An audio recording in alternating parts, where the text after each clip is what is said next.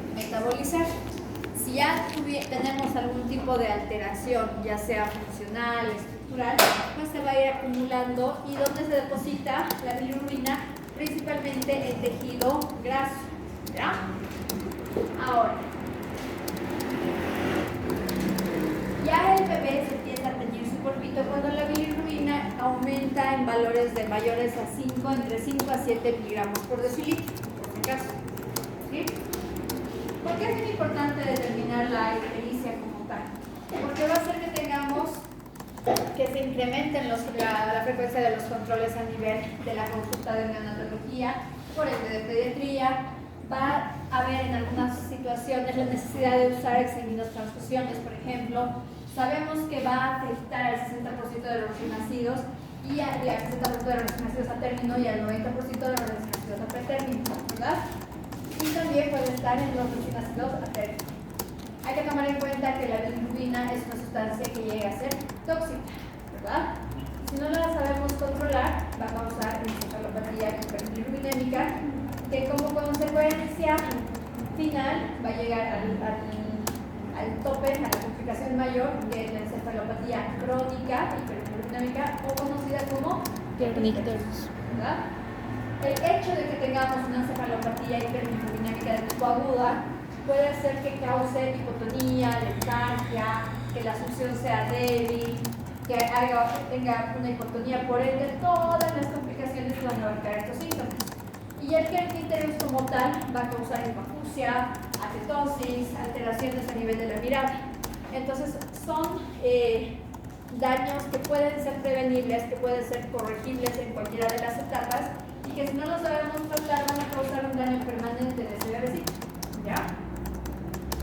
Yo sé que esto se la saben de memoria, ¿sí? En fisiología la han repetido 50.000 veces, ¿verdad? Que es el metabolismo de la bilirrubina. Ustedes saben, en conclusión, que la bilirrubina va a ser el 70%, se va a obtener o va a llegar a formarse del grupo M, ¿no ven? O sea, que son de los glóbulos rojos que están destruidos, de la destrucción de los glóbulos rojos, ¿verdad? Y ese otro 30% va a ser el no catabolismo, ¿verdad? Una vez que eso está circulando en la sangre, tenemos a nuestra biliverdina que la va a llegar a conjugar, ¿no ven? Según está la bilirrubina ya conjugada, la bilirrubina sérica, va a poder pasar por el sistema portal a nivel del hígado y llegando, gracias a otras enzimas, a eliminarse por dos vías, la vía urinaria y la vía fecal, ¿sí? ¿Qué es lo que le da el color a su pipí? El uroquinol. ¿Y a la popó?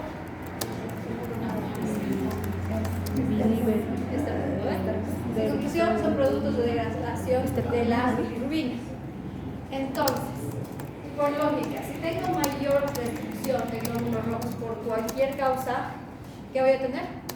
Mayor concentración de factor M como tal, ¿verdad?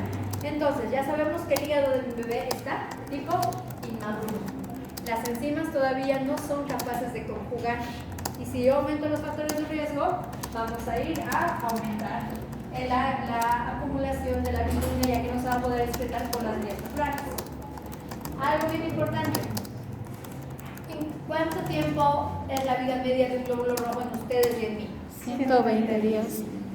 ¿Qué? 90. 120 días. 120. Acuérdense exactamente cuánto es. 120. Va oscilando entre 120 hasta 130 más o menos, ¿verdad? En un adulto normal. En el niño la vida media es mucho menor, ¿sí? Es más o menos de 90 días en el recién nacido a término. Y en el pretérmino es de 60 días. Por ende, la destrucción de los glóbulos rojos va a ser mucho más precipitada en este puertario, ¿ya? Ahora, esto es un factor de riesgo para que se aumenten más los glóbulos rojos, la destrucción, ¿verdad? Va a haber una disminución fisiológica del metabolismo hepático. Entonces, ¿qué es? Nuestro hígado tampoco es capaz de conjugar, ¿verdad? Y hay una excreción dificultosa. ¿Por qué? Porque tenemos una circulación enterohepática, o sea que con la ingesta se activa nuestra vía biliar y todo lo que ustedes ya conocen, ¿verdad? Está disminuida. ¿Por qué? Porque el bebé tiene un consumo, ¿se acuerdan de leche que es? Bien poquito. y más aún si hay fallas en lo que es la lactancia materna. Entonces, ya sabiendo que hay esos tres factores de riesgo, en la vida media que está disminuida, la conjugación que no es completada y que hay una alteración o una disminución en la expresión, también tenemos que nosotros tener los métodos para poder observar a todos los neonatos y determinar si van a tener o no ictericia. ¿Ya? Primero, hay que tener parámetros adecuados para poder evaluar a un recién nacido. Lo más importante es que tiene que ser una iluminación que sea adecuada y de tipo natural. ¿Ya? No puede ser luz artificial, luz blanca, porque va a hacer que haya una alteración en el tinte que le van a dar al niño. Los que ya han ido a rotar han visto el neonato, ¿verdad? Tiene que ser con luz totalmente clara, ¿verdad? Lamentablemente, la exploración visual es muy subjetiva.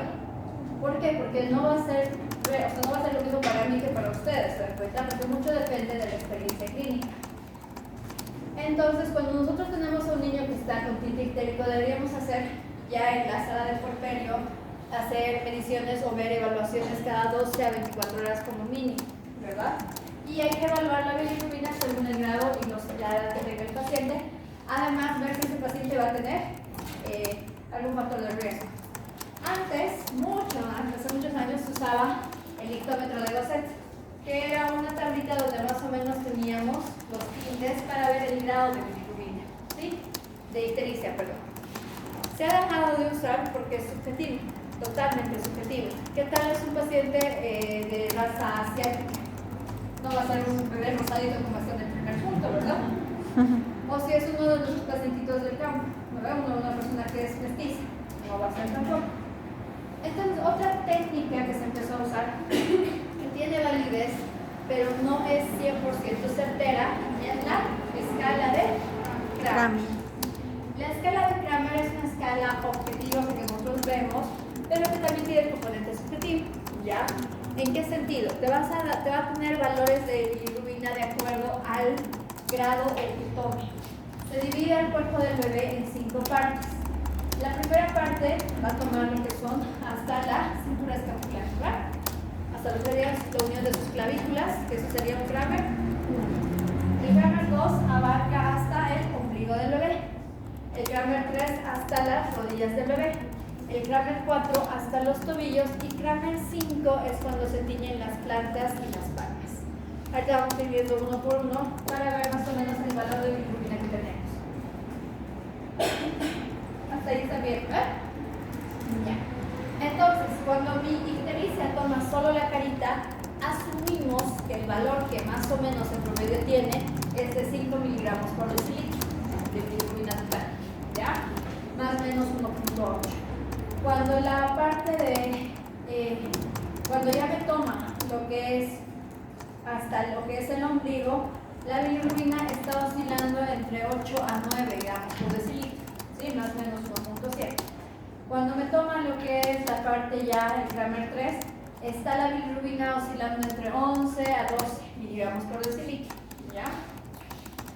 Cuando es un Kramer 4, quiere decir que mi bilirrubina está alcanzando un valor más o menos de 15 miligramos por decilitro. Y cuando toma palmas y plantas, quiere decir que ya ha pasado los 15, ¿sí? Es un dato que a ustedes les va a servir. Acuérdense, 5,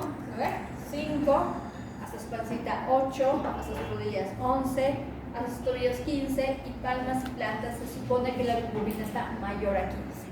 Cuando hay riesgo de hacer hiperbilirrubinemia, cuando la bilirrubina está mayor a 15, ¿ya? Entonces, ustedes ven palmas y plantas ya amarillas, pues ahí, preocúpense. Una de sus preguntas será esta, pero nosotros tenemos que saber diferenciar qué es lo fisiológico de lo patológico. Sabemos que la ictericia fisiológica es ¿por qué? Porque había más producción mayor la vida media estaba alterada, no hay conjugación normal, no hay eliminación apropiada, entonces eso va a ser fisiológico. Porque ataca o abarca el 60% de los pacientes, ¿verdad? En cambio, la patológica tiene características. En cuanto a la fisiológica, tenemos que saber que es el tipo de ictericia más frecuente, ¿ya? Que Generalmente va a aparecer entre el tercero al quinto día de vida, ¿sí? Con un pico máximo entre el quinto al séptimo día de vida, ¿verdad? La ictericia no va a llegar a subir más allá de 15, ¿sí? Eso es algo bien importante, va a ser a predominio indirecto, generalmente está causada por malas técnicas de lactancia, va a empezar a desaparecer a partir de la tercera semana, entre la segunda y la tercera, pero puede abarcar hasta no más allá del mes de vida, ¿sí? A diferencia de la patológica. La ictericia patológica es aquella que es menos frecuente, va a aparecer muy precozmente antes de las primeras 24 horas de vida, puede ir con un incremento de 5 gramos, miligramos por decilitro diarios. ¿Qué quiere decir? Ayer mi pacientito estaba con un Kramer de 4, más o menos, estamos pensando que está, digamos, de 3, 11, pero ya por hoy día me sube a 17 y es un ascenso muy brusco. ¿Se dan cuenta? ¿Me entienden, verdad? Generalmente, pues la fracción de la bilirrubina, y esa es una característica bien típica, la fracción de la bilirrubina directa es mayor a 2 miligramos por decilitro, ¿ya? Generalmente está mayor a 15 miligramos por decilitro, puede estar asociado a alteraciones, por ejemplo, de grupo de factor, hay incompatibilidades de grupo, hay incompatibilidades de factor, o a otras patologías ya de tipo hepáticas como tal, ¿sí? ¿Cuál es otra característica? Que esta ictericia patológica va a llegar a permanecer más allá de las 2 semanas, ¿sí? Ahora, pero nosotros tenemos que determinar qué pacientes van a ser los que van a tener riesgo de tener ictericia patológica y cuáles no. Los pacientes prematuros, como tal, menores, principalmente menor a 35 semanas, tienen ya el factor de riesgo mayor. ¿Por qué? Porque todavía la madurez hepática es mucho menor. Si el peso nasal de mi pequeño es menor a 2000, si hay un incremento de bilirrubinas mayor a 4 en las primeras 24 horas, ¿verdad? O si hay una incompatibilidad de grupo factor, o sea que la mamá sea de grupo sanguíneo y yo pase a otro grupo sanguíneo, tenemos riesgo. ¿Qué otros pacientes ustedes creen que podrían ser un factor de riesgo? Bien, se entiende.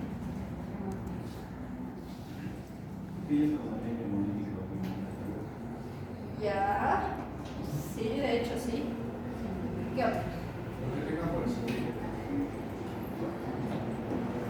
¿Perdón? No. Claro, o sea, si va a haber mayor destrucción, sí, puede ser. ¿Otro? Pero no todos. Algo bien típico. No, sí, ya hemos dicho la prematuridad. Los partos traumáticos. ¿Por qué? Si yo tengo un parto traumático, puedo asumir que voy a tener un cefalomatoma, un caput sucedáneo, un hematoma en cualquier parte de mi cuerpito, ¿verdad? ¿Qué va a pasar con el hematoma? ¿Cómo se pierde el hematoma? Se reabsorbe, ¿ver? Porque eso es, los rojos están destruidos. Al reabsorberse, ¿cómo se va? Tendría que catabolizar eliminando los glóbulos rojos destruidos por nuestra orina y por nuestro popó. Pero estamos aumentando como factor de riesgo adicional mayor producción de destrucción de glóbulos rojos, tenemos un factor de riesgo bien importante. ¿Se dan cuenta, verdad? Entonces, en pacientes que han tenido un parto traumático, ya ustedes tienen que sospechar que les va a hacer hiperbilirubinemia. Cualquier paciente que tenga caput sucedáneo, que tenga cefalomatoma, ustedes ya son sus pacientes de riesgo, por si acaso, ¿ya? O aquellos que tienen hemorragia subconjuntival, porque es un sinónimo de que ha sido un parto tan traumático que puede tener hemorragia intraventricular, ¿verdad? Entonces, ¿por qué es bien importante esto? Porque nosotros tenemos que ver el pronóstico de esa guagua, ¿verdad? Hemos dicho que si no se trata adecuadamente, va a llegar a una encefalopatía hiperbilirubinémica aguda o una encefalopatía hiperbilirubinémica crónica, que es el kernicterus, ¿verdad? Entonces, nosotros tomando en cuenta lo primero, es fisiológica, es patológica, veo los factores de riesgo, veo los factores de riesgo mayores, que son la ictericia que sea muy precoz, que el bebé sea muy pretérmino o pretérmino tardío, que haya tenido un hermanito previo que haya tenido necesidad de quimioterapia. ¿Por qué creen eso? Porque tal vez en el primer hijo también ha habido mala técnica de lactancia, la raza asiática, los palomatomas, Ahí tenemos que ver si esa guagua va a necesitar tratamiento o no. Y para eso se usa lo más importante en este tema, que es el nomograma de Buchan. ¿Sí? Que es lo que ustedes tienen que salir de aquí dominando.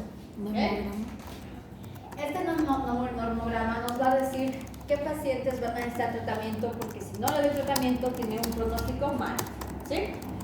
Si se dan cuenta, lo vamos a ir repasando. Tenemos 3 puntos, ¿verdad? 3 líneas, de acuerdo a los factores de riesgo.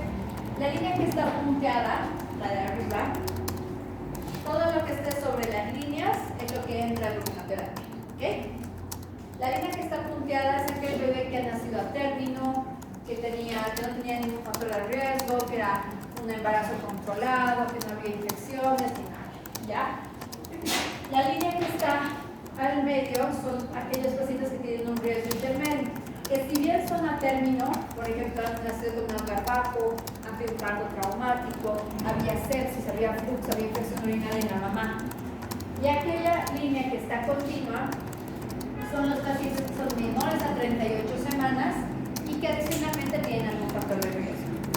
¿Por qué es importante que sepan esto? Porque vamos a practicar. ¿Ok? Ya. Por ejemplo, le llega a la consulta un bebé en su tercer día de vida, ¿verdad? Un bebé, acuérdense porque no se voy a repetir, ¿sí? Este bebé nació de 38.5 semanas con un peso de 320, la mamá súper cumplida, todos sus controles al día, perfecto, ¿ya?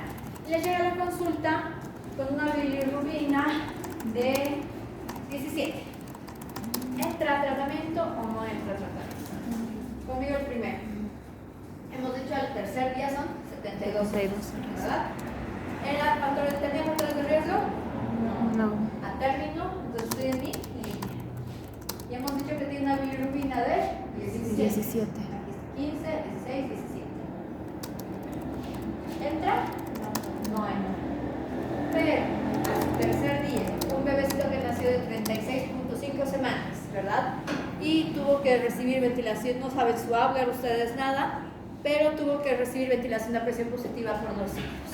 Ya, más o menos como se dan la idea, ¿verdad? Y me llega con los mismos 17. Entonces, es pretérmino, me viene esta línea, ¿verdad? 72 horas, acá. Y estamos con 17. ¿Entra? Sí. Reentra. Capaz esta guagua entra sanguínea. ¿Se dan cuenta? Entonces es bien diferente. Por eso el nomograma de Buchan, porque ustedes lo tienen que dominar. ¿Ya? Ahora, le llega un paciente en su 4º día de vida que macrosómico, ¿ya?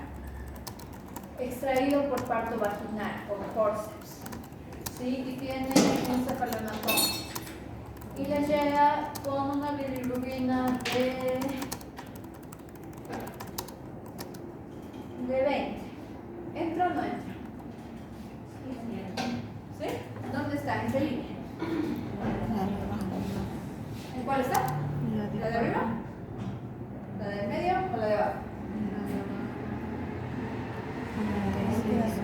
¿Qué? Está en el medio. No dijo, solo Macrosómico. Es factor de riesgo. Tiene que ser extraído con forceps. Ustedes saben que macrosomía tendría que ser indicación necesaria. Entonces, y tenía un cefalonatoma. ¿Cuánto de riesgo? Y eran 96 horas. Y hemos dicho que estaba con 20. red. Ah, ¿Se dan cuenta? ¿Sí? ¿Ubican? Porque va a estar necesario. ¿Una más? Ah, no es cierto.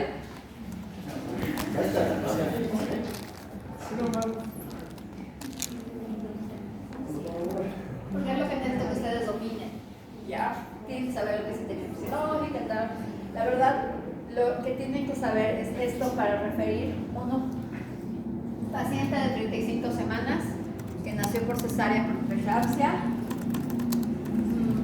con riesgos de severidad. Preeclampsia con riesgo de severidad. Madre no realizó controles prenatales y está en su 5º día de vida. Y tiene una bilirrubina de 17. ¿Entra o no entra? ¿Sí? ¿Seguros? 17. 5º día de vida. ¿En qué línea está? En la de abajo. Porque es pretérmino con factores de riesgo. Y tiene una bilirrubina de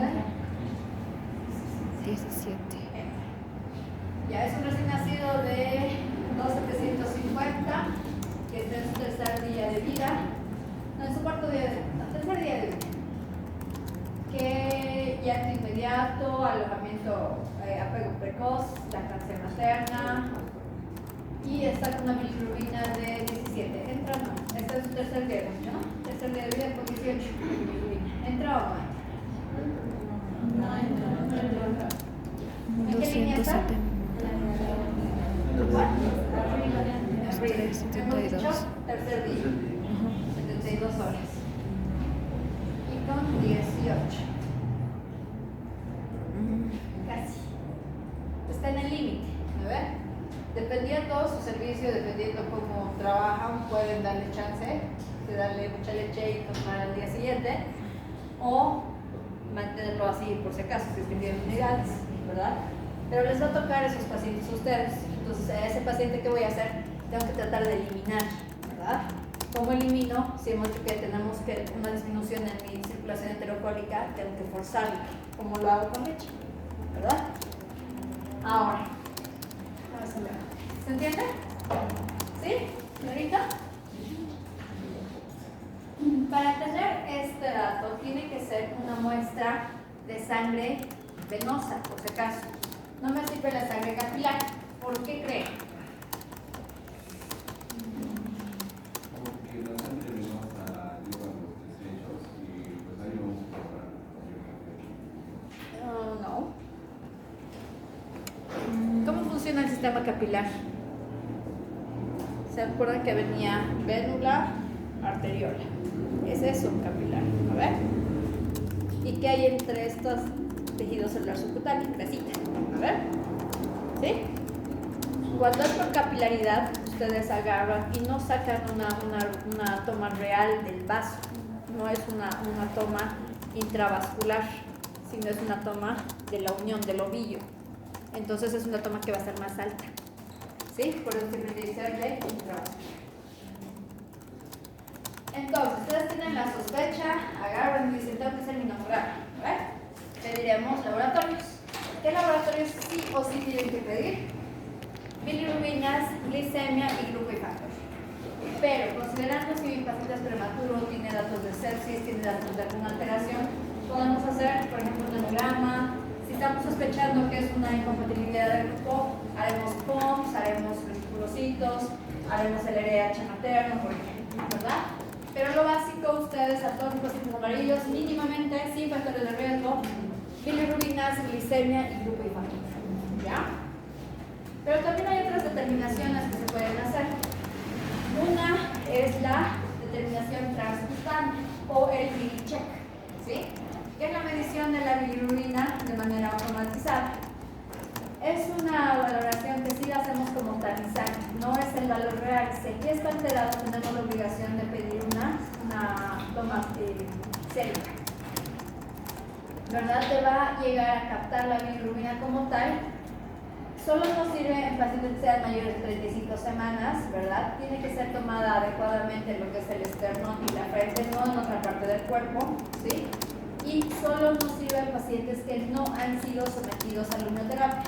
O sea, un bilicheck no te sirve para control, solo para determinación.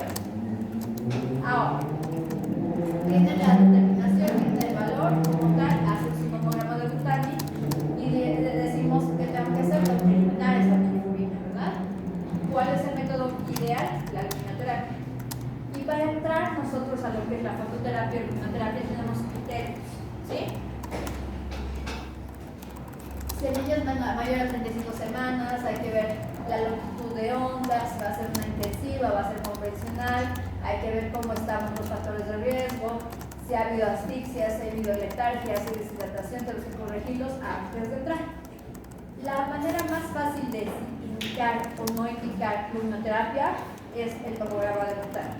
Pero también hay otras guías, ¿verdad? Que son las guías NICE, por ejemplo. Son más complicadas, un poquito más subjetivas, pero pueden usarlas. Pero nuestra madre es el tomograma de Butani. Como les digo, pueden encontrar de 1000 formas de colorcitos, zona de riesgo, de riesgo intermedio, y la idea es que ustedes sepan manejar de acuerdo al paciente. ¿Ya? Esta es la que va a entrar en su caso. Es lo mismo, por supuesto. Entonces, sabemos que una vez que hemos determinado el valor de la bilirrubina, decimos, ok, estamos en esta línea, ¿va o no va al línea? alumino, eliminar esa cantidad de bilirrubina que está aumentada, ¿ya? Y es lo que les decía por aquí. ¿Cómo elimina la bilirrubina la luminoterapia? Por fotoisomerización. O sea, destruye la bilirrubina y hace que se elimine por vía transcutánea, además de que estimula el metabolismo hepático para también eliminarla por vía enteral o urinaria, ¿ya? Entonces hace que haya una fotooxidación. Tenemos que tomar en cuenta que la longitud de onda, la intensidad, y es un tipo de luz medio tiene un nombre especial. Es como halogénica, pero ahorita me voy a acordar, ¿ya? Pero no es luz de tipo ultravioleta, por si acaso. Ahora, ¿me servirá hacer mis baños de sol? ¿Es luz? Sí. ¿Sí? ¿Qué cree? ¿Quién dice que sí? Pues no, porque la luz que emite el sol es luz de tipo ultravioleta. Lo único que va a hacer es quemar al bebé, no va a eliminar ni un gramo de bilirrubina. Entonces los baños de sol están contraindicados hace mucho tiempo. Si yo le pongo un foco convencional, ¿me va a eliminar mi bilirrubina? No, porque tiene que ser un tipo de luz especial. Así es halogénica, de tipo halogénica que te cause la fotoisomerización, ¿ya? Como toda luz halogénica, ¿qué te hace la luz halogénica? Te daña retina, ¿verdad? Entonces, siempre que administramos luminoterapia tiene que ser con protección ocular y en los neonatos con protección genital, principalmente en los varoncitos. Entonces, ¿cómo funciona en sí? Como les digo, es una isomerización, te rompe te conjuga la bilirrubina y hace que se elimine. ¿Pero de qué depende? Depende de la longitud de onda, de la intensidad, de la superficie corporal que esté expuesta, de la distancia que exista y del tiempo de exposición, ¿verdad? No me sirve de nada agarrar a mi mamá o a mi bebé, meterlo a luminoterapia y que esté lactando 4 horas. ¿Se dan cuenta? Entonces tiene que estar el mayor tiempo posible. La distancia tiene que ser no mayor a 30 centímetros y su longitud tiene que estar de onda como tal entre 420 y 520. Hay muchos tipos de luminoterapia, ¿sí? Generalmente tenemos las disponibles son las que son como carpas o las luces únicas, pero también hay otro tipo, las que vienen como mantitas. Esas no las tenemos disponibles en nuestro país, pero sí existen. ¿Cuál es el problema de eso? Que si la mamá o la persona que cuida no tiene la protección ocular